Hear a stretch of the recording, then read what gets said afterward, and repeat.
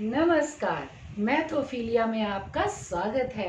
आज मैं लाई हूँ आपके लिए एक मज़ेदार कहानी। जी हाँ, गणित की कहानी। गणित का इतिहास भी भरा हुआ है ऐसे मज़ेदार किस्सों और कहानियों से। तो आप सुनने के लिए तैयार हैं क्या?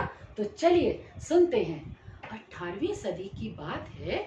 एक बार एक गणित के टीचर का क्लास 5 के बच्चों को पढ़ा रहे थे कि अचानक प्रिंसिपल ऑफिस से उनके लिए एक संदेशा आता है कि उन्हें अभी बुलाया गया है।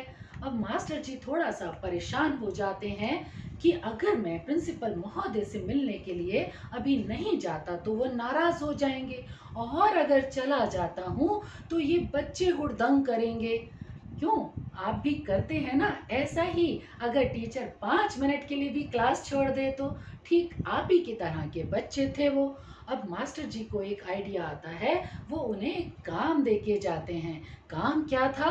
1 से लेकर 100 तक की संख्याओं का योग करना। जी हाँ। तो आप सोच रहे होंगे ये भी कोई काम हुआ? क्लास 5 के बच्चों के लिए 1 से लेकर 100 तक का टोटल करना कोई मुश्किल काम नहीं है। बिल्कुल मुश्किल नहीं है। तो लेट्स ट्राई। जैसे 1 जमा 2 3, 3 जमा 3 6, 6 जमा 4 10, 10 जमा 5 15। जी हाँ, ऐसा 100 तक करना है। लगे रहिए। आसान तो है पर थोड़ा टाइम कंज्यूमिंग है।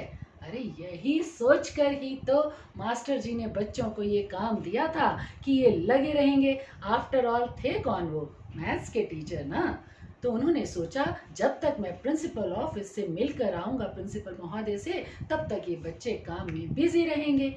अभी वो बाहर निकले थे कि प्रिंसिपल ऑफिस तक पहुंचे भी नहीं थे, ये एक बच्चा दौड़ा दौड़ा उनके पीछे गया। मास्टर जी मैंने हल कर लिया, मास्टर जी मैंने सॉल्व कर लिया।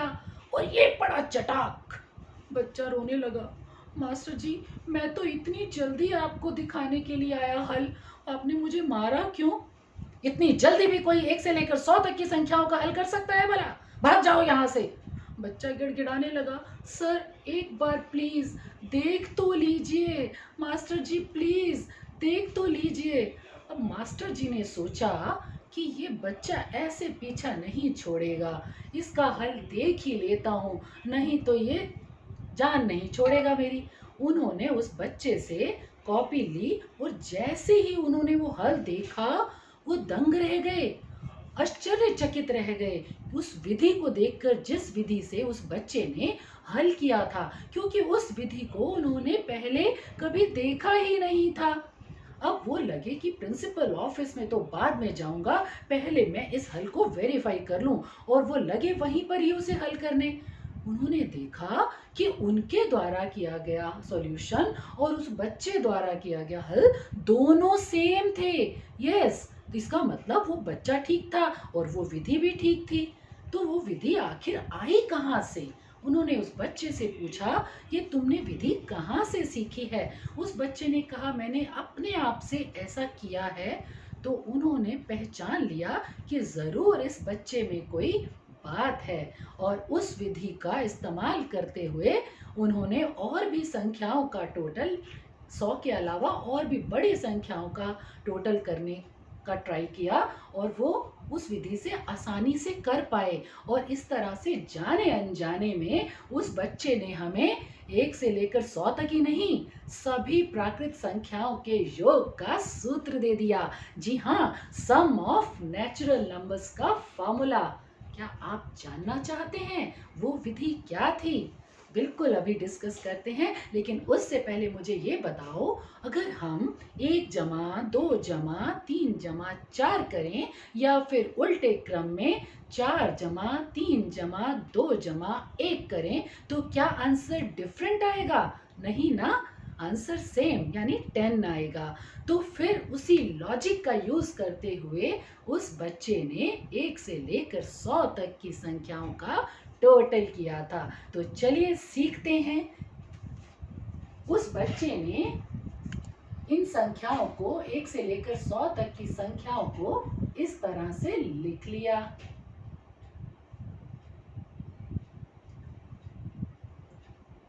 98 + 99 + 100। अब उसने इन संख्याओं के योग को एक अल्फाबेट का नाम दे दिया, अल्फाबेट से पहचान के लिए मान लिया उसने ए माना था। अब उसने इन सभी संख्याओं को उल्टे क्रम में इन्हीं के नीचे इस तरह से लिख दिया, जैसे 100 के एक के नीचे 100, 2 के नीचे 99, 3 के नीचे 98, 4 के नीचे 97 और ये 98 के नीचे 3, 99 के नीचे 2 और 100 के नीचे 1।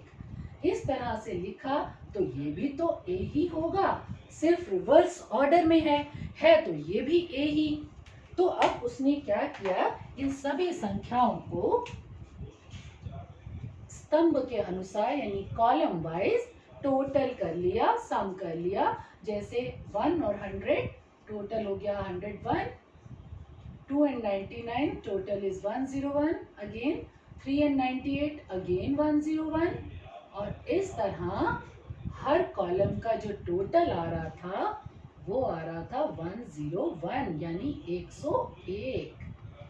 तो क्या आप मुझे बता सकते हैं ये 101 का जो टोटल है 101 जमा 101 जमा 101 कितनी बार आया?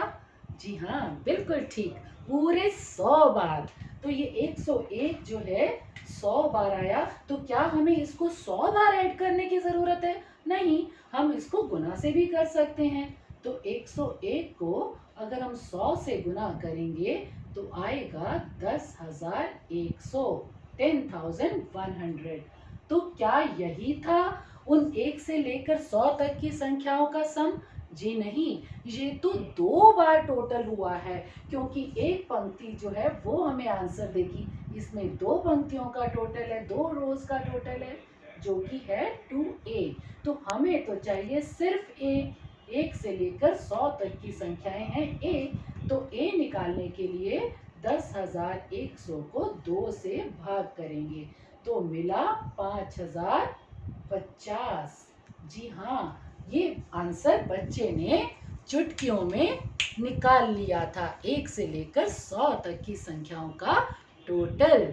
जी हाँ, इस तरह से हमें वो सूत्र मिला सम ऑफ नेचुरल नंबर्स का।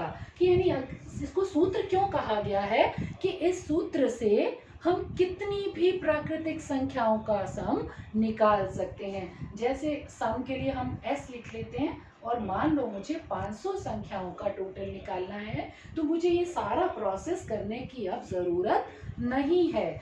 मैं सिर्फ ये लिखना काफ़ी है मेरे लिए कि 500 का टोटल करना है, इसलिए 500 गुना 501 उसका नेक्स्ट नंबर 500 का नेक्स्ट नंबर डिवाइडेड बाय 2। इसको सॉल्व करके आप 500 संख्याओं का 1 से लेकर 500 तक के नेचुरल नंबर्स का टोटल निकाल सकते हैं। तो सूत्र क्या होगा? तो सूत्र यानी फॉर्मूला जो होगा वो है Sn equal to n into n का नेक्स्ट नंबर क्या होगा? n plus 1 upon 2। तो यहाँ पे n क्या है? n कोई भी नेचुरल नंबर, कोई भी प्राकृतिक संख्या भरो, उसको उसके नेक्स्ट नंबर से मल्टीप्लाई करो और 2 से डिवाइड कर दो, तो हमें उस नेचुरल नंबर तक की संख्याओं का सम मिल जाएगा। तो इस तरह से उस बालक ने हमें खेल खेल में ये सूत्र दे दिया। जानना चाहोगे वो विलक्षण बुद्धि वाला छात्र कौन था? वो केवल 10 वर्षीय छात्र कार्ल फ्रेडरिक गॉस था। जी हाँ, कार्ल फ्रेडरिक गॉस। इस बच्चे ने बड़े होकर एक महान गणितज्ञ बना ये बच्चा, और गणित के क्षेत्र में इसने बहुत महत्वपूर्ण योगदान दिया। अब इनके क्या क्या योगदान है उसके लिए गूगल सर्च करिए और मुझे भी बताइए कमेंट सेक्शन में कि आपने गॉस के बारे में क्या क्या जाना। जी हाँ बच्चे, आप भी कुछ कम नहीं है, आप में भी उस गॉस बालक जितनी बुद्धि है। केवल आवश्यकता है उसको सही दिशा में इस्तेमाल करने की और उसे रचनात्मक तरीके से इस्तेमाल करने की। क्या जाने आपके अंदर ही कोई न्यूटन, आइंस्टीन, गॉस या रामानुजन छुपे हों। तो चलिए जुट जाइए आप भी कुछ खोज करने के लिए। आज के लिए इतना ही। मिलते हैं एक फिर नई कहानी के साथ नेक्स्ट एपिसोड में। तो क्या आपको मेरी ये कहानी पसंद आई? अगर पसंद आई तो मेरे चैनल मैथोफिलिया को लाइक करें, सब्सक्राइब करें और कमेंट सेक्शन में कमेंट देना बिल्कुल ना भूलें। Till then bye.